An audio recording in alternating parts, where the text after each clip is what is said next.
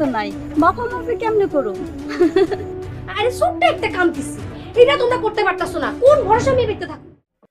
নতুন সংসার ভেঙে গেল সরলার, আর এদিকে সুজন কিন্তু নতুন আরও একটি বিয়ে করেছে। তো কি হতে চলেছে অবুঝ বউ নাটকের দ্বিতীয় পর্বে?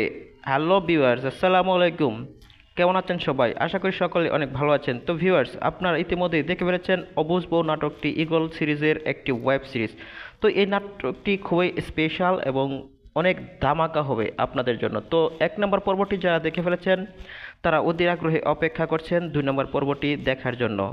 তো 2 নম্বর পর্বটি কবে আসবে, কি করলে সবার আগে দেখতে পারবেন, সব কিছুই জানতে পারবেন আজকের এই ভিডিওতে। তাই আজকের ভিডিওটি দেখতে থাকুন কোনো রকম স্কিপ করা ছাড়াই। আর হ্যাঁ দর্শক, আপনারা যারা 1 নম্বর পর্বটি দেখে ফেলেছেন তাদের কাছে কিন্তু এই পর্বটি খুব আকর্ষণীয় লেগেছে। আপনারা দেখেছেন এই পর্বটি কিন্তু খুবই কষ্টের। একটা অবুঝ বউ সরলা সে অভিনয় করেছে অবুঝ বউয়ের চরিত্রে। তো ভিউয়ার্স, আপনারা দেখেছেন সুজন যখন বিয়ে করে বাড়িতে নিয়ে আসে ঘটে যায় কিন্তু বাসর ঘরেই এমন এক অদ্ভুত ঘটনা, তার বউ বিভিন্ন ধরনের আচরণ করে উল্টাপাল্টা। এতে তার মাথা বিগড়ে যায়, সে তার ভাবিকে ডাকে বারবার বাসর ঘরে।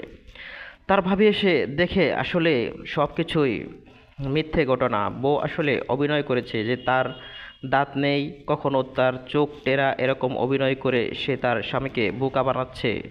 আসলে সরলা হচ্ছে যে চরিত্রে অভিনয় করেছে একদম গ্রামের মেয়ে, সে একদম সহজ সরল মনের মানুষ। ছোটকালেই তার মা মারা যায়, সে তার বাবার কাছে মানুষ হয়েছে।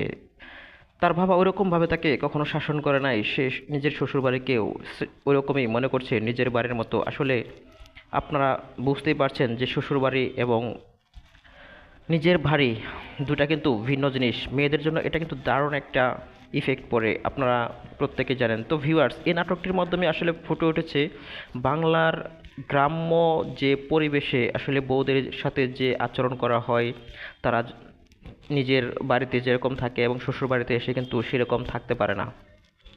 তো তারা এখানে এসে কিন্তু বিভিন্ন সমস্যার সম্মুখীন হয় এবং সংসারে দারুণ একটা প্রভাব ফেলে।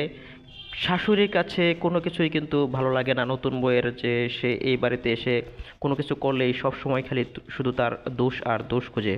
আর এদিকে নতুন বউ সরলা সে কিন্তু আসলে একটু উন্মাদ ছিল, কারণ সে কখনো বুঝতেই পারে নাই নিজের বাড়ি আর শ্বশুর বাড়ির ভিন্ন কথা। তো সে বিয়ের পরের দিনেই সে ঘুরতে বেরিয়ে যায়, তার শ্বশুরবাড়ি গ্রাম দেখতে ঘুরতে চলে যায়। আসলে এটা ঠিক হয়নি তার। এটি এই চরিত্রটি আপনারা দেখেছেন তার ননদের সাথে কিন্তু দারুণ একটা অভিনয় হয়েছে, আর তার বাবির সাথেও খুবই ভালো মানিয়েছে অভিনয়টি। তো আপনাদের কাছে এই নাটকের কার অভিনয়টি সবচেয়ে ভালো লেগেছে আপনারা কমেন্ট বক্সে জানাতে কিন্তু বলবেন না। তো আমার কাছে ব্যক্তিগতভাবে সরলার যে অভিনয়টি আসলেই হৃদয় বিদারক একটি অভিনয় করেছে এই নাটকে।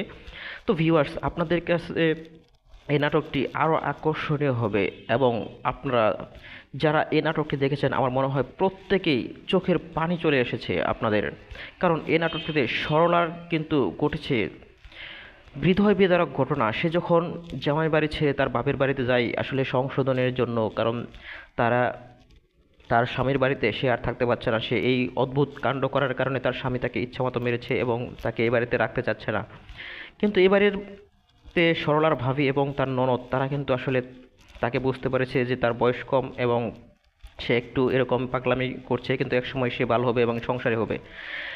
তার শাশুড়ির কাছে সময় চায় কিন্তু আসলে তারা সময় দিতে ব্যর্থ। তার বাবা যখন তাকে নিতে আসে তাদের সাথে সাথে পাঠিয়ে দেয় এবং বাড়িতে গিয়ে তার বাবা কিন্তু মারা যায়। সরলার বাবা, সরলার বাবাকে সে মৃত্যুর আগে কথা দিয়েছিল যে এখন থেকে শ্বশুরবাড়ি যা বলবে সে সব কিছুই মেনে চলবে এবং সুন্দরভাবে সংসার করবে।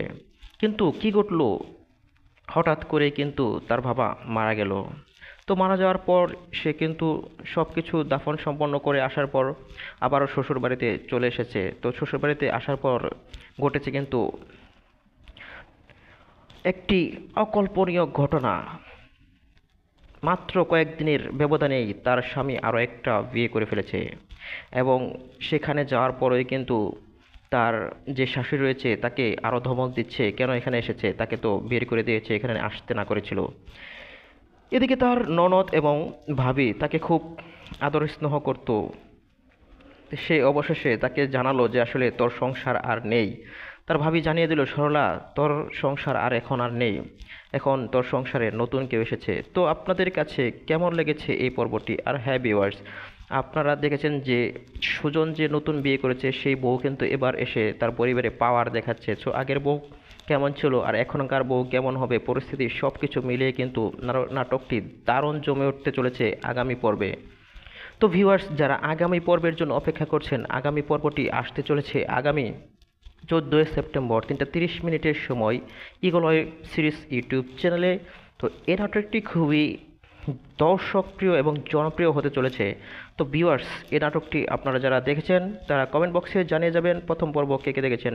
আর হ্যাঁ ভিউয়ার্স, আপনারা যারা এই ভিডিওতে কমেন্ট করবেন, পরবর্তী ভিডিওতে 2 নম্বর পর্বে আপনাদের নামগুলো কমেন্ট সহ পড়ে শোনানো হবে। আমাদের গত ভিডিওতে যারা কমেন্ট করেছিলেন, ঢাকা থেকে নুসরাত মাহি কমেন্ট করেছেন, ফরিদপুর থেকে, নবাবগঞ্জ থেকে কমেন্ট করেছেন রাহি, সিলেট থেকে কমেন্ট করেছেন নূপুর, সৌদি আরব থেকে আনোয়ার, মালয়েশিয়া থেকে জাহিদ, মনির কমেন্ট করেছেন মালয়েশিয়া থেকে, সৌদি আরব থেকে ইমরান, জামালপুর থেকে মিথিলা।